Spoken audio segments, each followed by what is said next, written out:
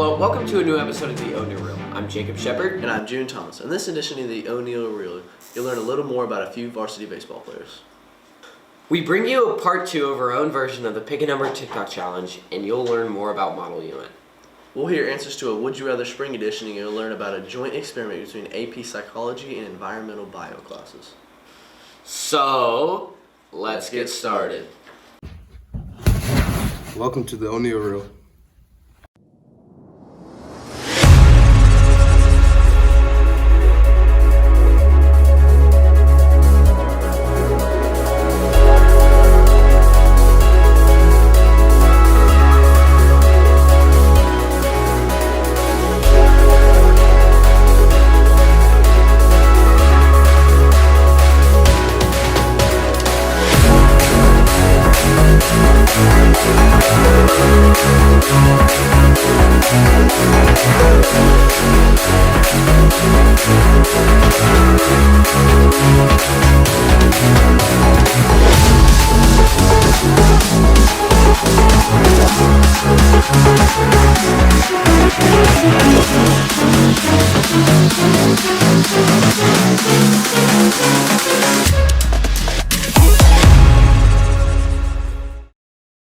First up, we caught up with a few members of the baseball team. This is a young team, but their season is off to a solid start. Let's learn more.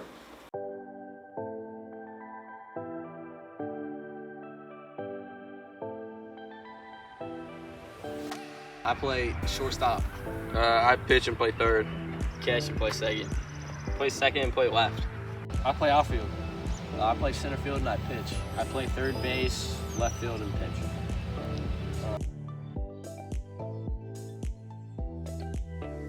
Javi Baez. David Ortiz.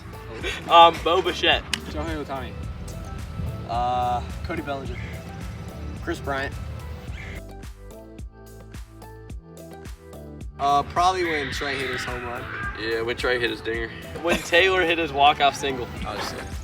My favorite moment was when Trey hit his home run. My favorite moment was when Ford got 2 doubles in a game. Yeah, probably me too. When Ford got 2 doubles in a game.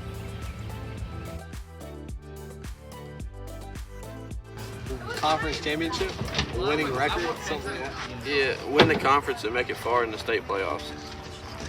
Have fun at away games. Win the conference and personally get a hit. My goals for the season is to win conference and get far in states. Mine's the same as his, but I also want to get 80. I like to win.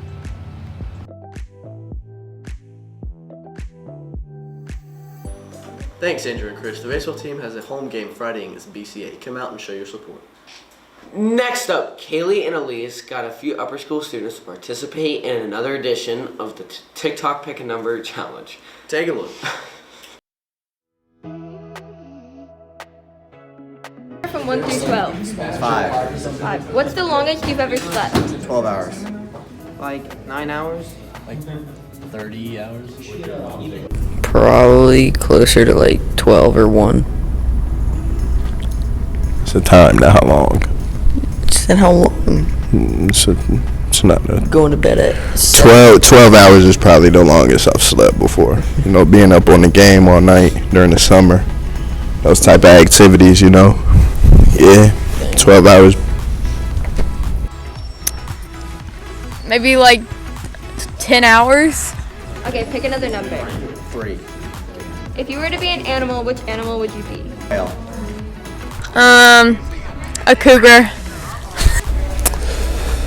I'd be a human. I like humans. 1 through 12. 7. What's the place you have to visit before you die? Oh. Like coral reef would be really cool, or like an abandoned sunken ship would be really cool. Italy. Italy. Gotta get some nice pizza. I don't even know. Like, I'd probably say I want to go to LA. See what that's like, be a suburban dude. Probably the Burj Khalifa in Dubai. Before I die, Hawaii. I want to go to Hawaii. Are you more introverted or extroverted? I'd say I'm more introverted before I get to know someone, and then Once I'm comfortable with them, I'm really extroverted. Are you more introverted or extroverted? Extroverted. From 1 through 12. 11. 11. Tell me something you're really proud of about yourself. I'll probably say just my grades. Athletic. That's such a bad question. Redo that. Pick a number from 1 through 12. 16. Okay, wait. What's the last lie you told? I like math. I probably would have been a dog, so the human thing. 2. 2. What app do you spend the most time on? TikTok. Probably Snapchat or TikTok. Snapchat or TikTok? Could I have lucky number 9? What's a core memory you have? How nice my mom and dad were. Like, do y'all remember when you were little and you would fall asleep, like in the den, and you would be asleep, but you wouldn't really be asleep, and then like your mom or dad would pick you up and carry you to bed? That's one of my favorite memories, is being carried to bed when I was a little girl. Okay.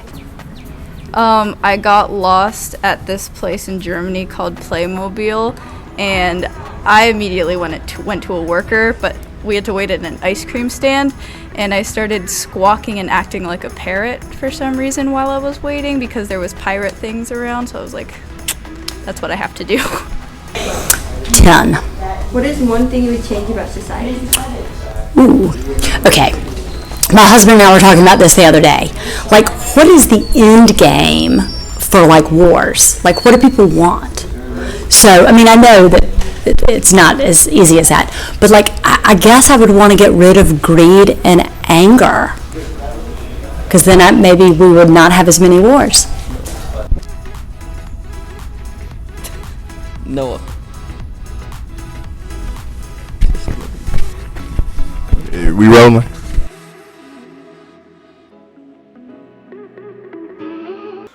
Over the last few weeks, Miss Elmore's AP Psychology students partnered with Mr. Will's environmental science class to design an experiment. We caught up with them to learn more.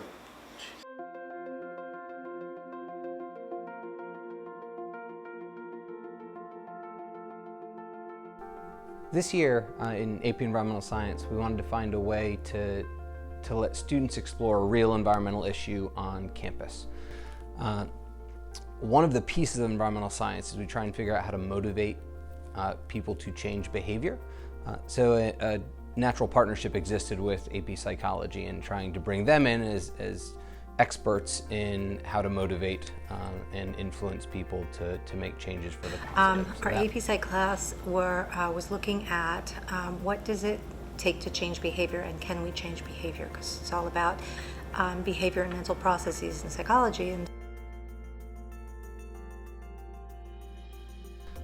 so they identified the amount of trash and litter that appeared in the student center and right outside the upper school building as something that they wanted to address. We noticed that every week there would be an announcement about picking up trash after lunch, and people weren't doing it. And we then provided them an opportunity to design their own solutions, and then we wanted them to be able to test it in a real world situation, so on campus during regular school week. And so what we decided to do is see if we could gamify trash throwing behavior to see if that would have any impact on whether or not students put their trash in the trash bins after lunch. And so that's really where we started this whole thing. To solve the problem, we came up with fun ways for students to want to pick up after themselves. We had a control group where we measured the trash in both the student center and the commons, and with nothing to incentivize the students to throw away their trash. And then we set up small basketball hoops over the trash cans for people to be able to shoot their trash into the trash can and make it more fun for them. And then the last trial was the voting for one thing or another. For example, one day the trash can was Apple Music and the other was Spotify, and this way students could place their vote on which they preferred by throwing it into the designated bin.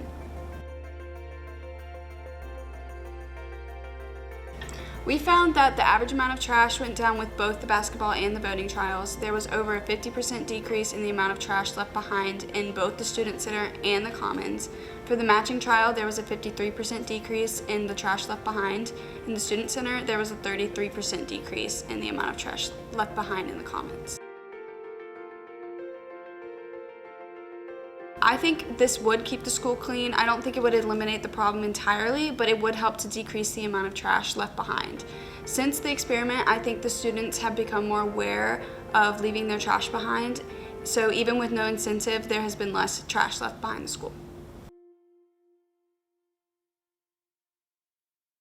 That was an interesting experiment. I look forward to what next year's students will design. Next up, we would have a few laughs with a spring edition of Would You Rather. Here's what Upper School had to say.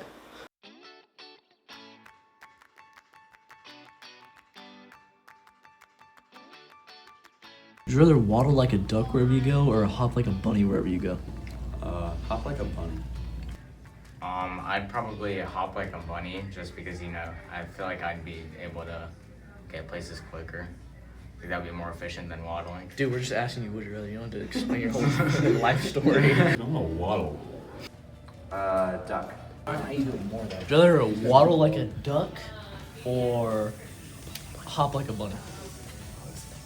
Hop like a bunny. Hop like a bunny.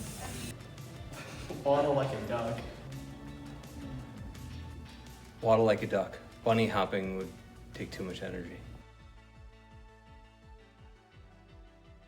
Oh, probably giant chicken costume. Ladybug costume. Duck costume. Would you rather dress up like a ladybug or dress up like a chicken? A ladybug. I think ladybugs are cuter. Ladybug costume, 100%. Ladybug, there's no stigma attached. Giant chicken costume, no doubt. I'm hugging a porcupine. Kiss a frog. Oh, kiss a frog. Oh, kiss a frog. Why? I'd rather not explain. I feel like if you hug a porcupine right, you might be able to lay down all of its quills and not get stabbed, so I'm going there. I mean, you see how big frog lips are? I mean, I kinda wanna kiss a frog. Kiss a frog. Hug a porcupine. Alright, June, are you hugging a porcupine or kissing a frog? Say, hugging a porcupine. What about you, Jay? You doing a chicken costume or a ladybug costume? Definitely wearing a chicken costume. Next up, Gus and Simeon checked in with us water to learn about Model UN. Let's learn more.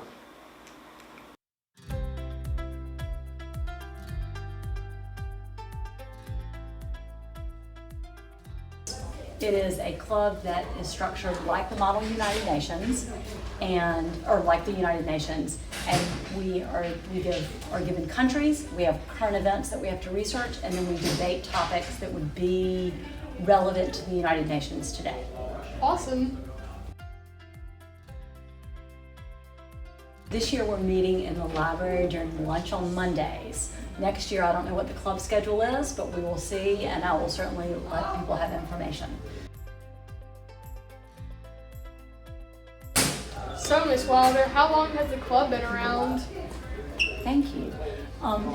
Since I've been here, and it was a very strong, vibrant club before I got here, so that's over 20 years. Wow.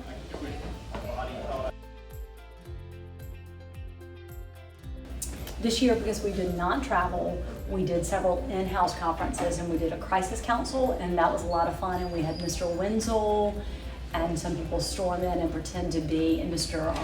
Poole storm in and pretend to be dictators and take over. That was kind of fun. And then we did a general assembly this month, and that went really, really well, and I think people really learned how to do that. So that was, even though we couldn't travel, I think we made the best of it, so I was very proud of them. That's great. This year we did not travel due to the pandemic, so next year I hope that we can travel.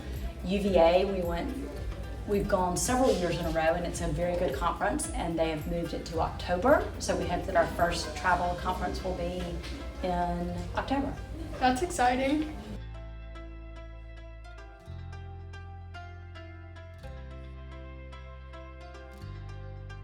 Okay, that's it for this week. Tune in for the last O'Neill Reel, which will include all 3 divisions. We'll learn about a few summer plans, hear end-of-year messages, and highlights from the year. See you in 3 weeks. Stay tuned.